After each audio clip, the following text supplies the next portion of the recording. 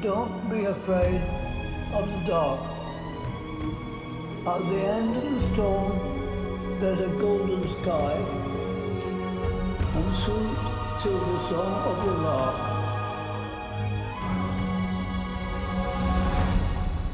When you walk through a storm, hold your head up high and don't be afraid of the dark.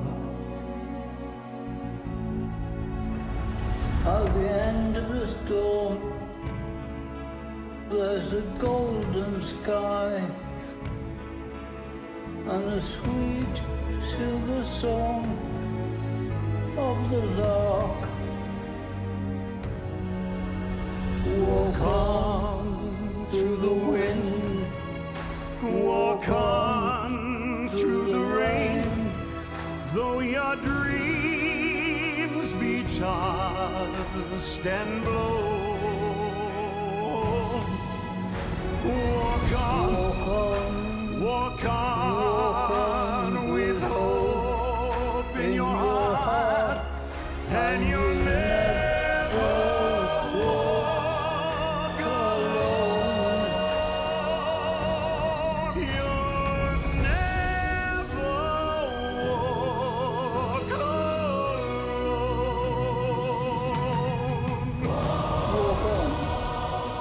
walk on with hope in your heart, and you'll never walk alone. You'll never walk alone. When you walk through a storm, hold your head up high and don't be afraid of the dark. At the end of the storm, there's a golden sky and a sweet silver song of the lark. Walk on through the wind, through the wind, walk walk on through the through the rain, rain, though your dreams be tossed and blown. Walk on with hope in your heart, and you'll never walk alone. You'll never walk alone. and you'll never walk alone. You'll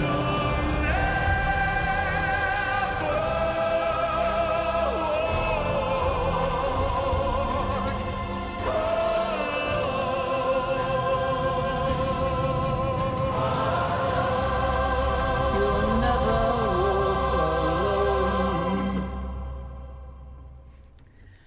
A Happy Man by Edwin Arlington Robinson. When these graven lines you see, traveller, do not pity me. Though I be among the dead, let no mournful word be said. Daughters that I leave behind, and their children all were kind. Near to them and to my wife, I was happy all my life. My 2 daughters I married right, and their children I rocked at night. Death nor sorrow never brought cause for one unhappy thought.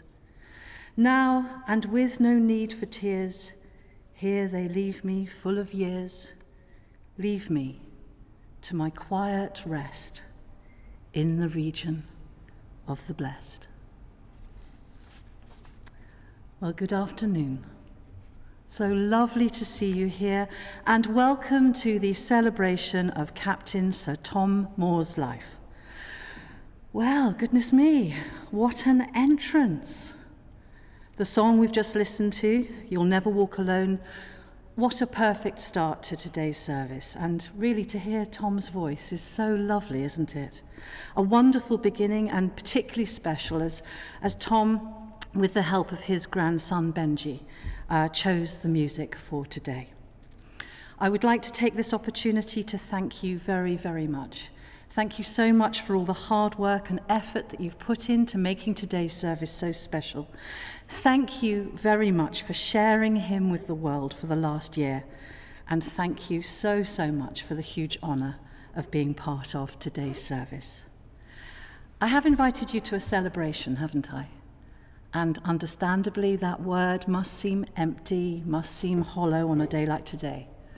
But hidden in all the pain and sorrow that you feel, there is undeniably so much to celebrate. You can celebrate the fact that Tom has been a part of your life.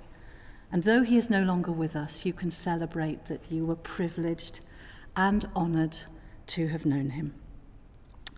Tom served in India and the Burma campaign during the Second World War, and later became an instructor in armoured warfare. Being ever adventurous, one of his lifelong passions was motorbikes, and this was apparently a bit of a family pursuit, wasn't it? Which he continued throughout his life. Riding stopped, but the passion remained until the end. After the war ended, he worked as managing director of a concrete company. He was an incredible engineer with an ever-inquiring and curious mind, always looking to build bigger, better, faster. And maybe it was having daughters that Tom was such a staunch believer in the ability of women to excel in the field of engineering if given the opportunity, something the foundation is promoting. Lao Tzu, author of the Tao Te Ching, once said that a journey of 1,000 miles begins with a single step, a beautiful Chinese proverb. Captain Tom's journey of 100 laps began last spring with the aim of raising £1,000 in aid of NHS charities by his 100th birthday. Who would have thought that by his birthday, nearly £40 million, making him a Guinness World Record-breaking fundraiser, with donations from 1.5 million supporters, would be raised? Quite incredible.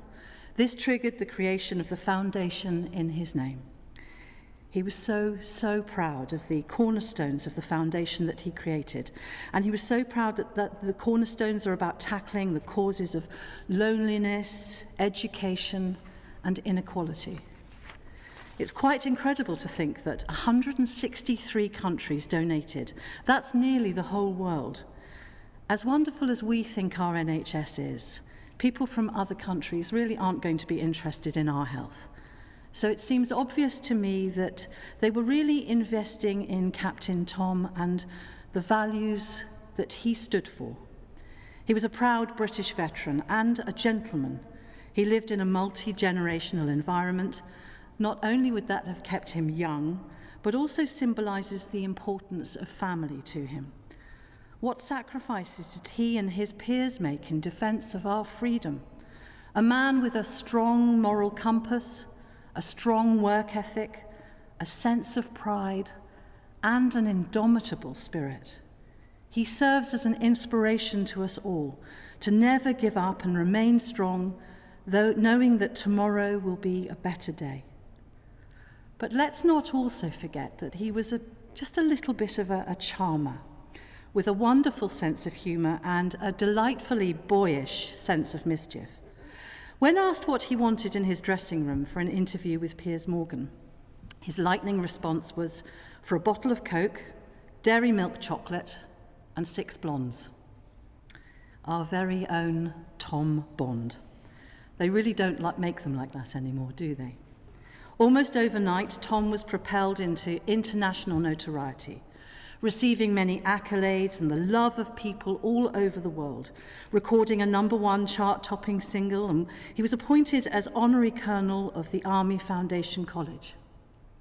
On the 17th of July, 2020, he was personally knighted by the Queen at Windsor Castle. I know that Tom was so proud of his military achievements and everything that has transpired in the last year. But I think that he would count among his greatest achievements becoming a dad and a granddad.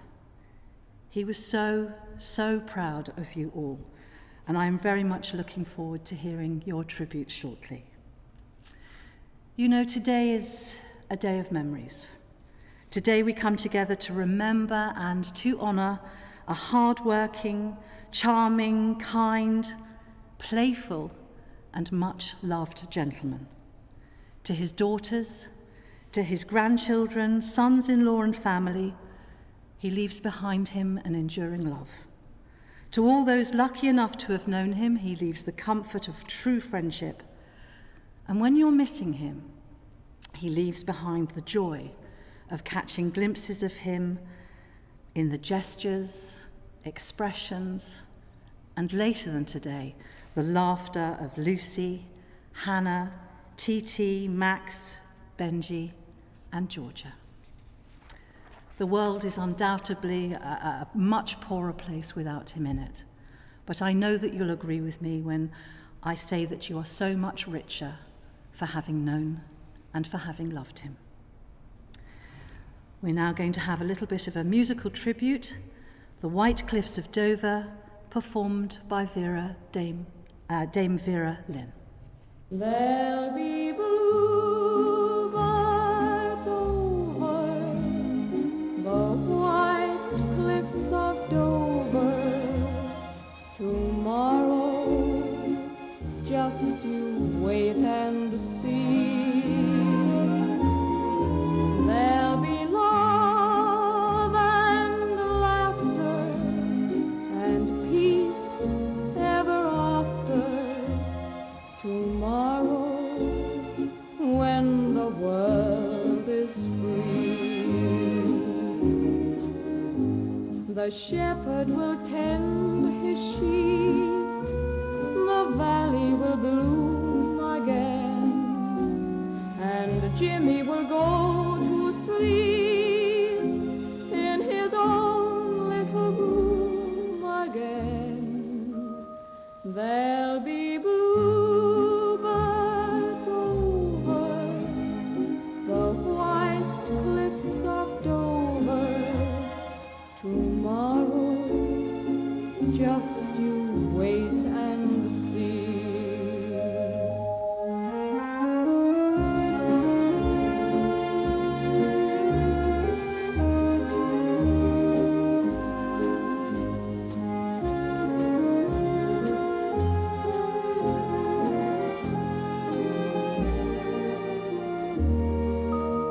There'll be bluebirds over the white cliffs of Dover. Tomorrow, just you wait and see.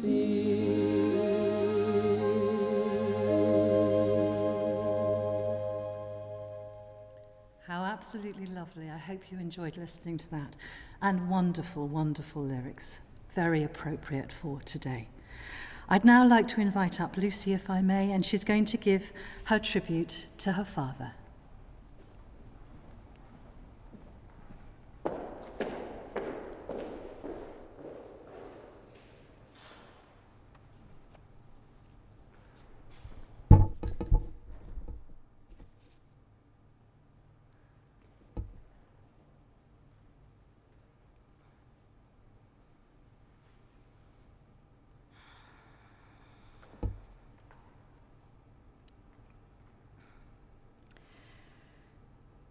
Daddy, you would always tell us, best foot forward.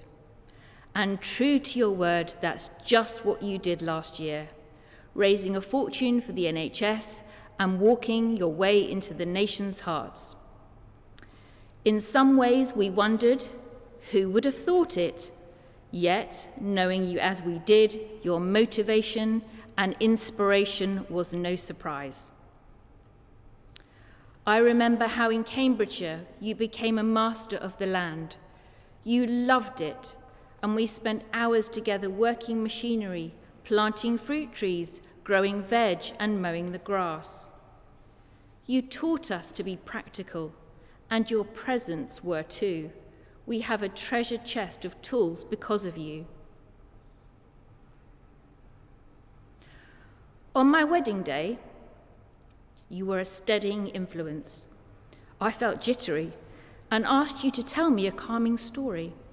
You squeezed my hand tight and talked to me about concrete pipes.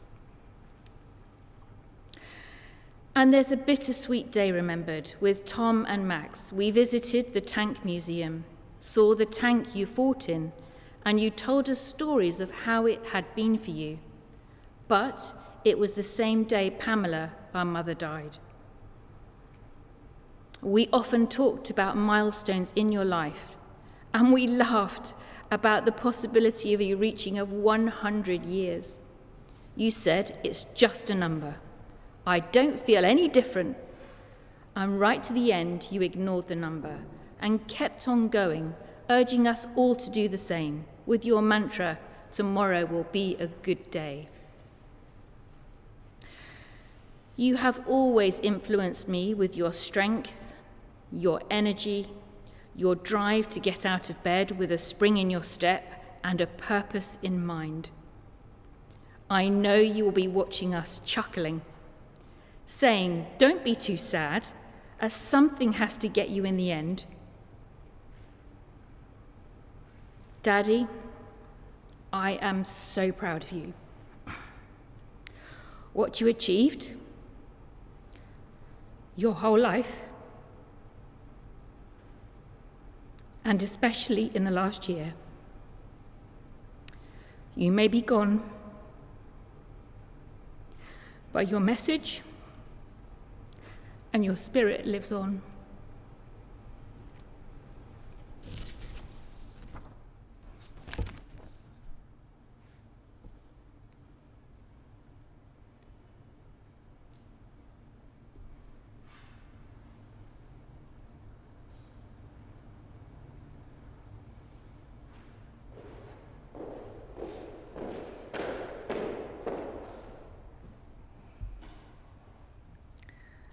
Thank you so very, very much, Lucy. What a lovely and beautiful, heartfelt tribute that was. TT is now going to read a poem by Edwin Waugh entitled, Oh, the Wild, Wild Moors.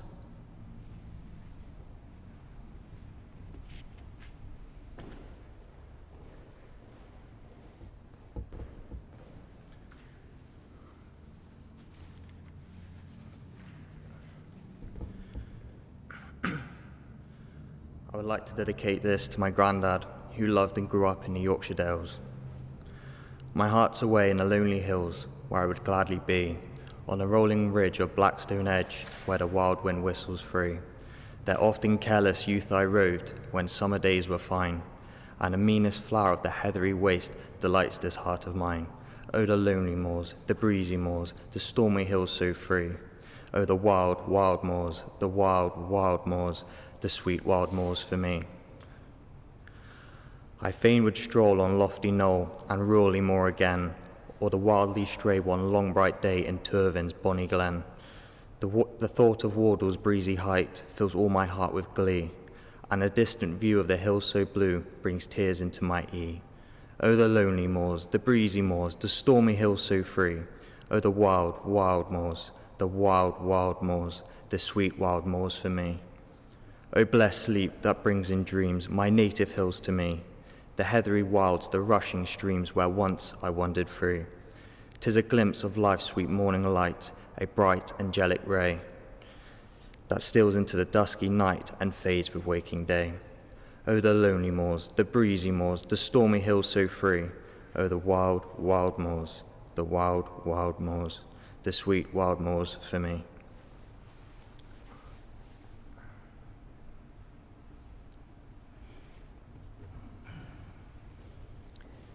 Thank you very, very much, TT. What an exquisite poem you've chosen. Beautifully read. You're obviously a natural orator. We're now going to take a moment to listen to the lovely voice of Alfie Boe. I vow to thee, my country.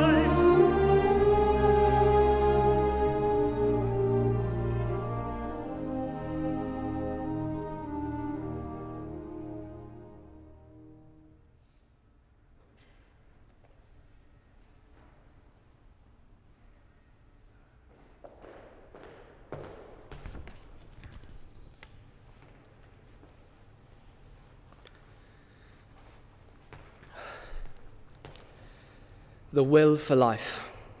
I think this phrase typifies your attitude to life every day.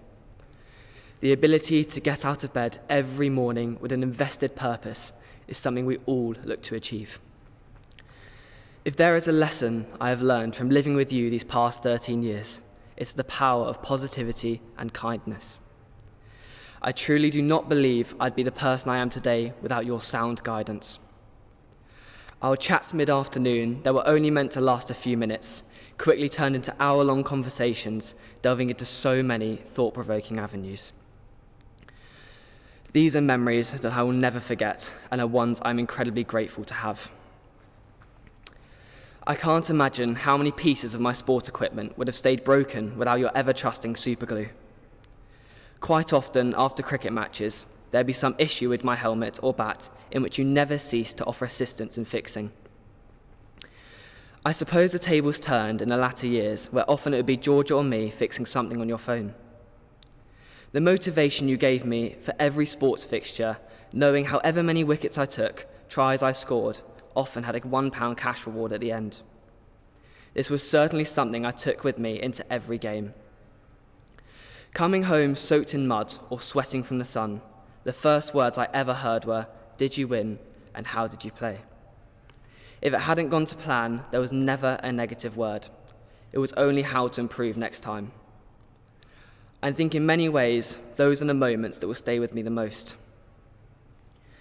The 5 words we both dreaded the most every night were, "You're the last one up," in turn meaning we had to put the alarm on. Whoever it was often had the gentle roll of the eyes, partially out of embarrassment of realising we were the last up, and partly because we had the responsibility of the alarm. Growing up with you every day, the smell of porridge as I came downstairs was almost a sign to know everything was okay. A few minutes later, seeing the plate slide down the side of the chair, at the perfect height for the dogs to lick the remains, was something that filled the morning with more than a bit of joy. In recent weeks since your passing, I've sat in the room where I work. The window overlooks onto our garden, where I can still see a 7-year-old version of myself sitting on your lap with my hands on the steering wheel, trying to drive. Whilst of course I could not touch the pedals, you brought the experience to life, making me feel as if I could drive anywhere and could do anything. Looking to where I am now, there is a piece of you in everything I do. whether it's the motivation for sport or even in my school life. For example, taking design and technology at A-level, I am almost certain sitting in Grandad's fix-it shop with you tinkering away sparks an interest in me to do the same. As a grandson-grandfather relationship, we were always very close, yet this adventure we've been on as a family this last year has only made us closer. Sitting behind the camera or next to you in almost all of your hundreds of interviews, the last we had as the camera would fall off the stand or one of us made a mistake in the recordings. Standing in a sea of birthday cards sent to you was something I still cannot fathom. Going home and showing the pictures, I could see your eyes light up in gratitude and pride. The places we got to go and the things we got to see together, I know filled your heart with joy to know that we did it as a family. I could not have asked for a better last year to spend with you. I cannot thank you enough for everything you have done for me. You have been the most incredible grandfather, mentor, and most importantly, a friend. I will do everything I can to live up to the standards you have set and promise to continue the incredible legacy you have left.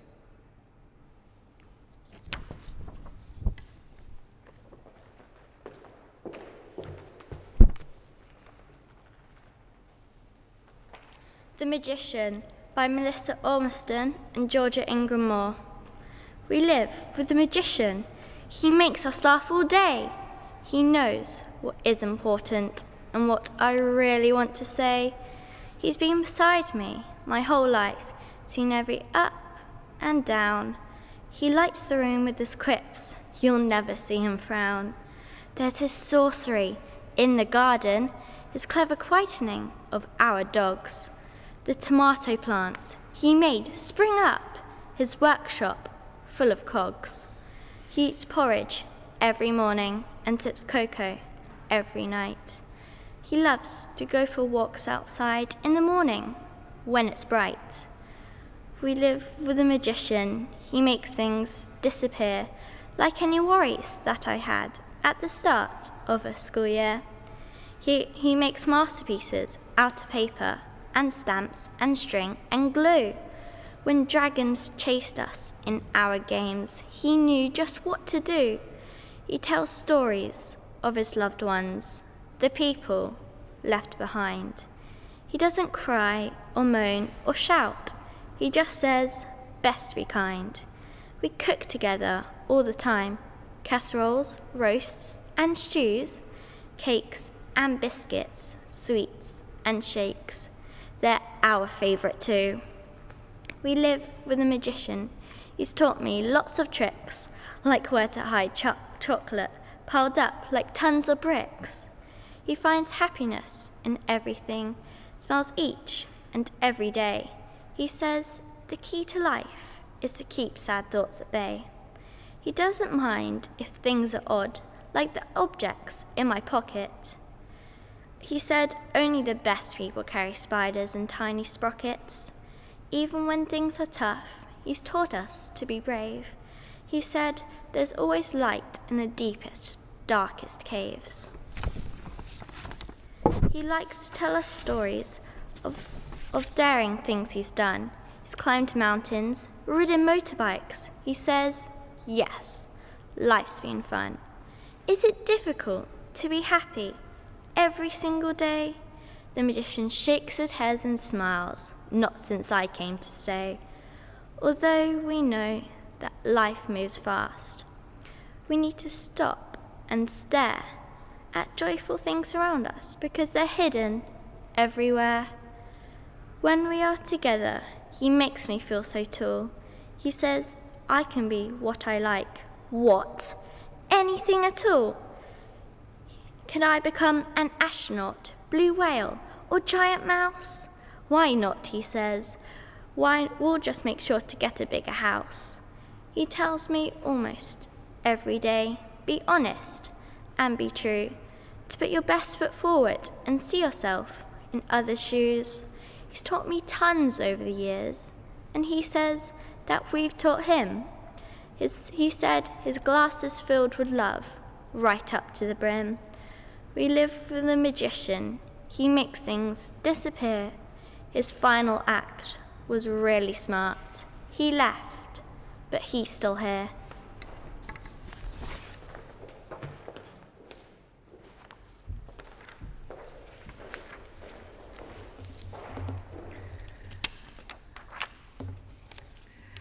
Well, goodness me.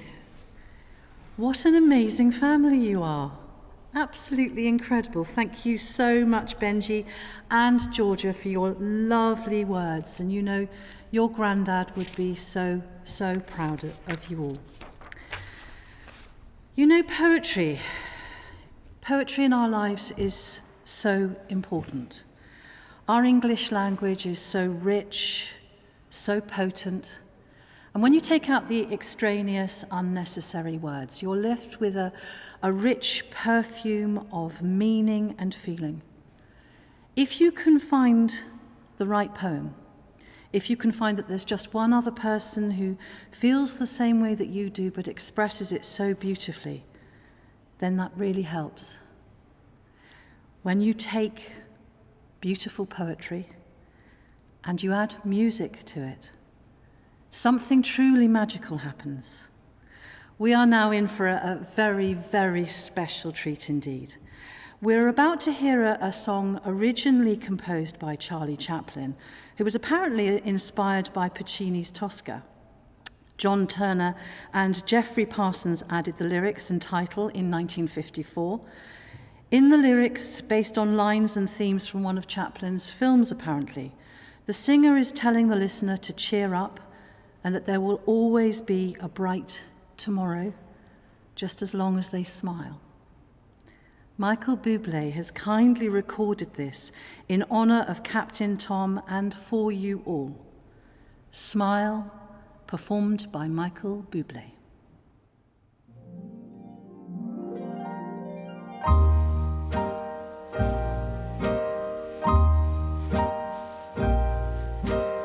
Smile, though your heart is aching. Smile, even though it's breaking. When there are clouds in the sky, you'll get by if you smile. Through your fears and sorrow, smile, and maybe tomorrow you'll see the sun come shining through for you. Light up your face with gladness, hide every trace of sadness, although a tear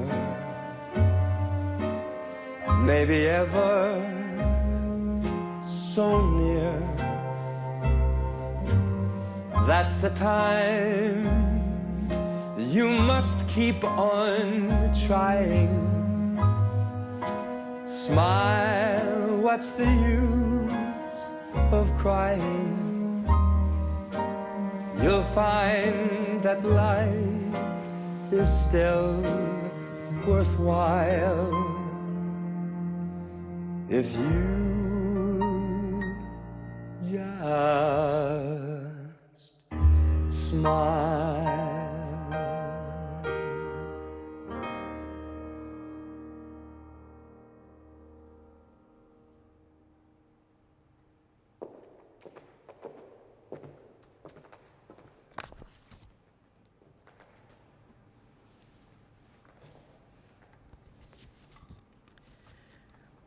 We could not have asked for a more magical childhood.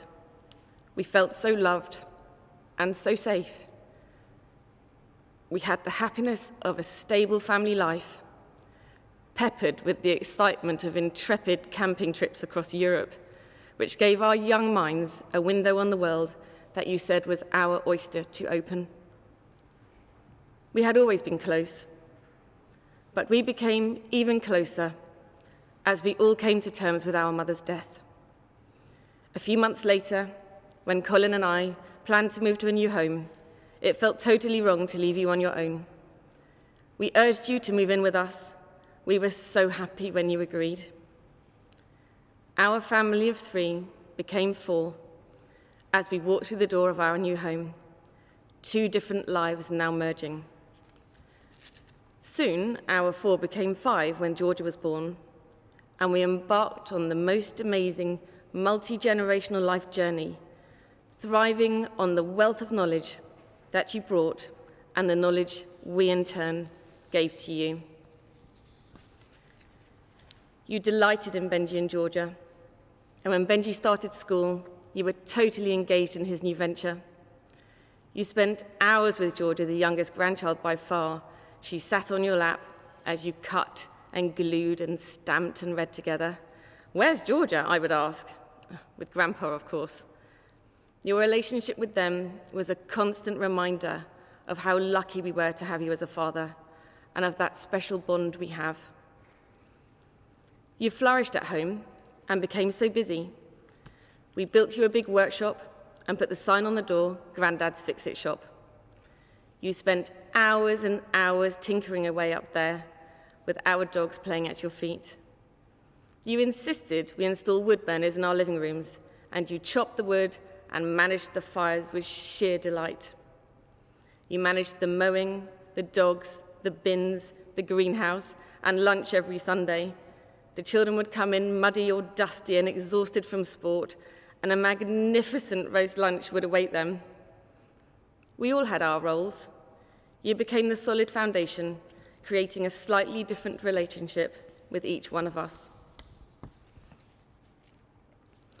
You took such pleasure in declaring that you and Colin should be given a Guinness World Record for the length of time a Yorkshireman and a Welshman lived together in total harmony.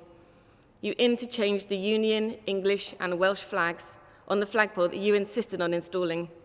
You should know that Benji and Georgia are responsible for the flags now, and the Union flag is laying at half-mast for you. We know, because you told everyone who would listen, that you relished this next phase of your life. We respected your independence, your values, and your space, and you did the same for us. We felt your love, and we know that you felt our love for you. We took such pleasure in our routines with you, like Benji and Georgia taking it in turns to go and nudge you awake for dinner.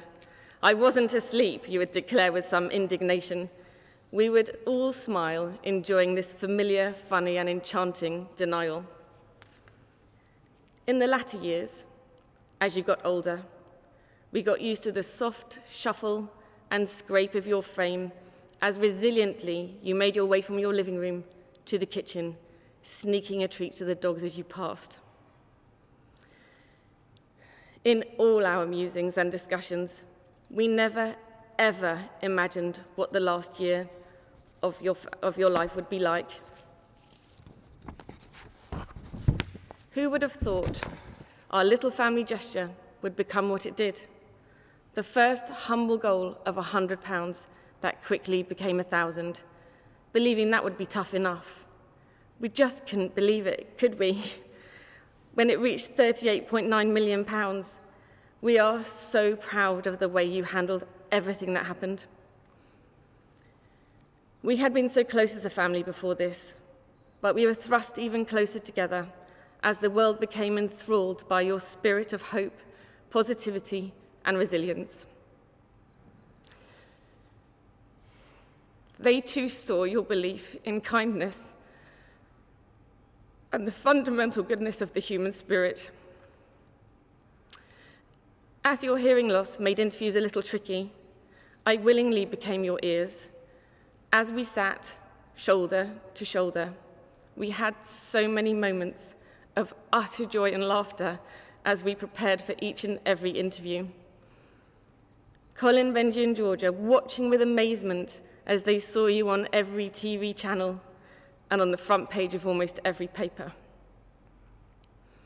You are not a man in the habit of expressing your inner feelings, but this time together evoked an honesty between us that felt as magical as you becoming a beacon of light and hope to the world.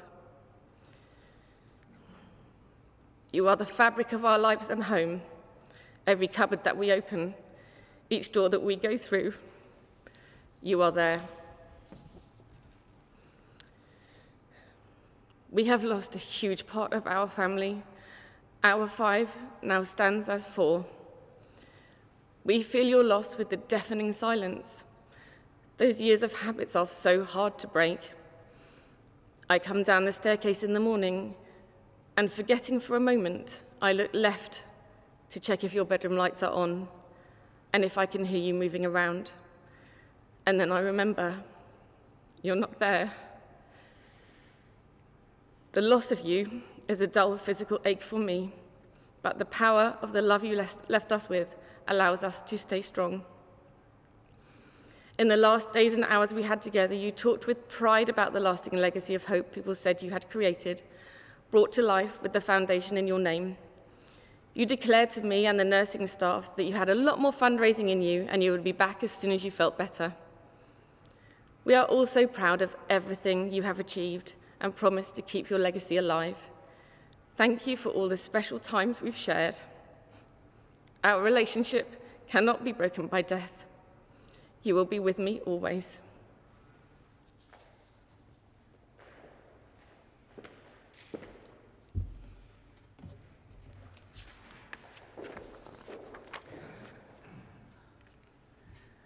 Hannah, thank you so, so much.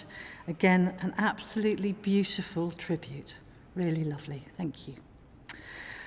Of course, you all know how lucky you are to have had such a special man in your life.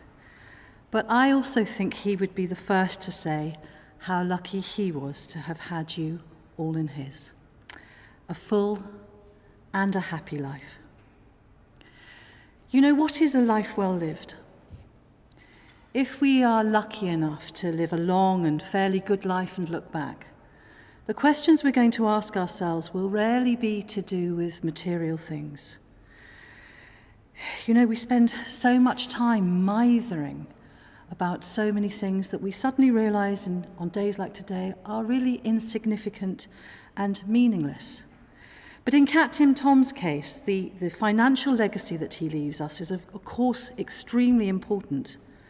But it's what can be done with that legacy that really matters. Do you not think that a truly successful life is measured by the difference that we can make in the world?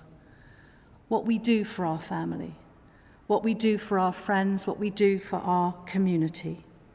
And Captain Tom epitomizes this. To coin the Foundation's motto, his lasting legacy is inspiring hope where it's needed most. And he certainly did that. There is a wonderful writer, philosopher and poet of the 19th century called Ralph Waldo Emerson. I don't know if you've heard of him. He was an amazing advocate of social reform, and his indomitable spirit and faith in humanity reminds me a little of Tom. He gave a definition of success which I would like to share with you, if I may. He said to laugh often and much, to win the respect of intelligent people and the affection of children, to appreciate beauty, to find the best in others, to leave the world a little bit better, whether by a healthy child, a garden patch, or kindness to others. To know that even one life has breathed easier because you have lived, this is to have succeeded. When you feel sad, try and remember that grief is the price that we pay for loving. And you know, the only reason that you hurt is because you have had the privilege of loving so very much. Tom was central to his family. He lived a life surrounded by the love of his family, the love of his friends, and in the last year becoming a darling not only of the nation but of the world, and a beacon of hope during these challenging times. His was truly a rich and successful life indeed. Goethe said, "Whatever you can do or dream you can, begin it. Boldness has genius, power, and magic in it." Please, could I now ask you all to stand for the committal?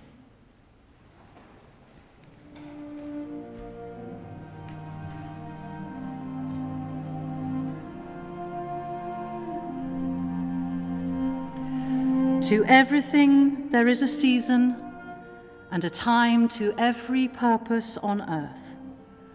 A time to be born and a time to die. A time to weep and a time to dance.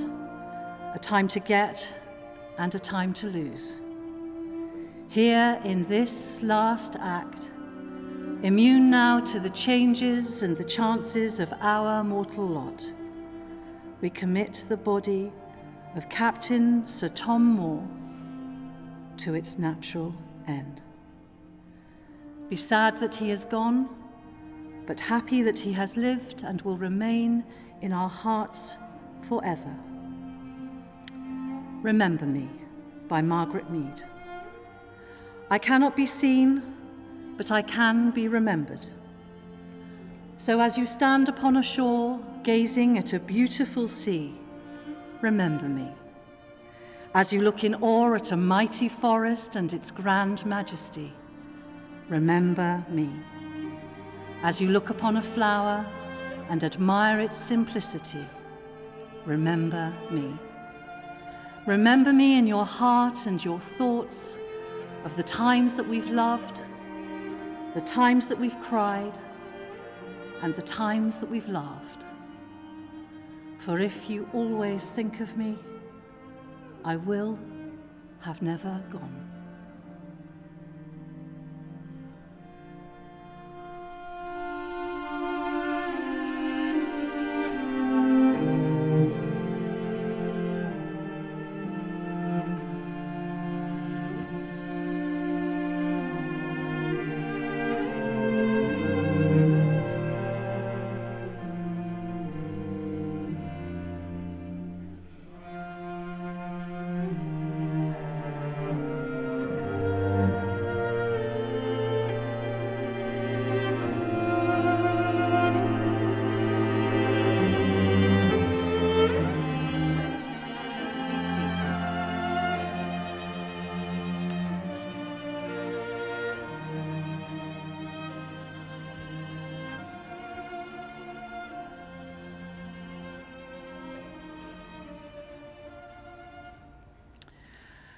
Well, sadly, we are coming towards the end of the service now. Once again, I would like to thank you so much, and indeed everyone involved, for all the hard work and effort that has gone into making today's service so special. And I think Tom would thoroughly approve, don't you? I'm going to, in a moment, hand over to Colonel Tim Exton, Commanding Officer of the Yorkshire Regiment for the Remembrance, and after that I'm going to hand you back into the care of our funeral director, Gerald, from Neville Funerals. But finally, we are going to listen to Tom's last choice of song. The lyrics are very, very appropriate and perfect for today, because I think, in a way, we are giving Tom the final word. My Way, performed by Frank Sinatra.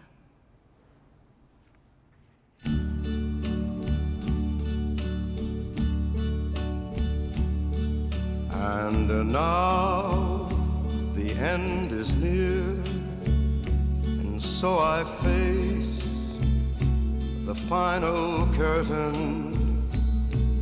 My friend, I'll say it clear, I'll state my case, of which I'm certain.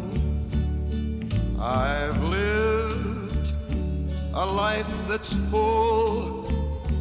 I traveled each and every highway, and more, much more than this, I did it my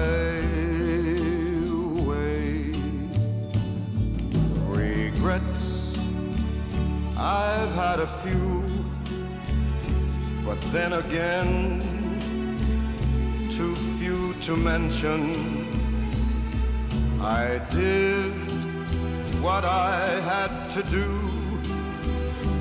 saw it through without exemption. I planned each charted course, each careful step along the byway, and more, much more than this, I did it my way. Yes, there were times, I'm sure you knew, when I bit off more than I could chew. But through it all, when there was doubt, I ate it up and spit it out. I faced it all, and I stood tall and did it my way.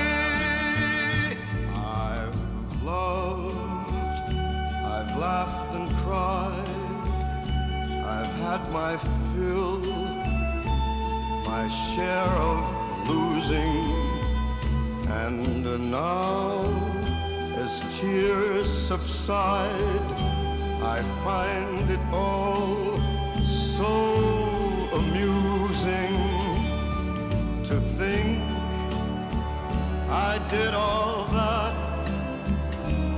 and may I say, not in a shy way, oh no, not me.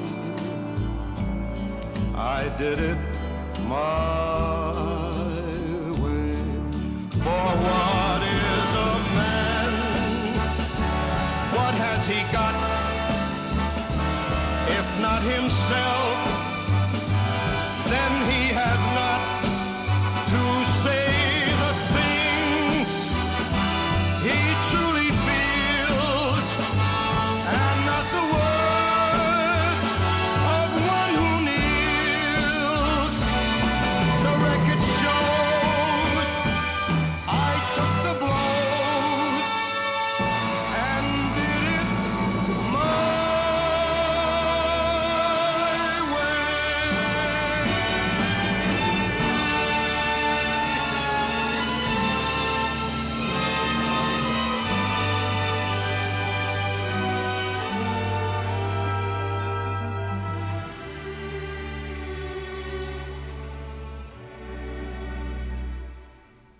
Yes, it was my way.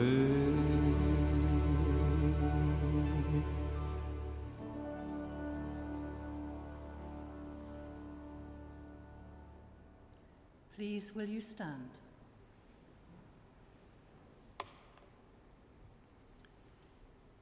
They shall grow not old, as we that are left grow old.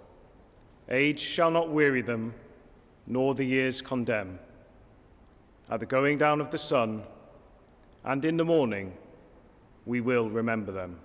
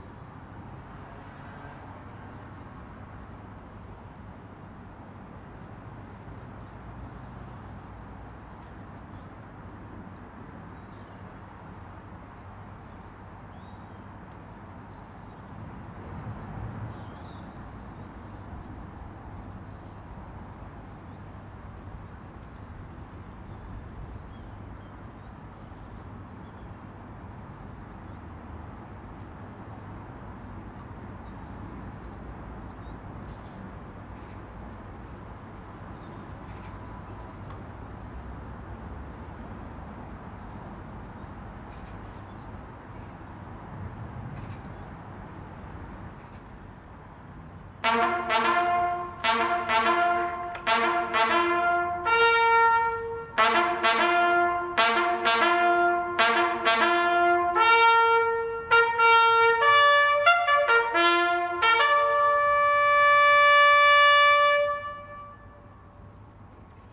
you go home, tell them of us and say, for your tomorrow we gave our today.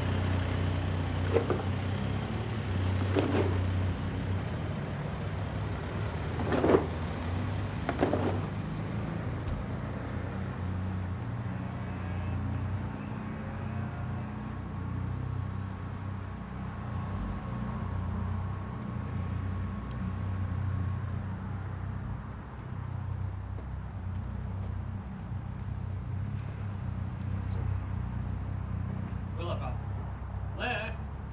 Turn.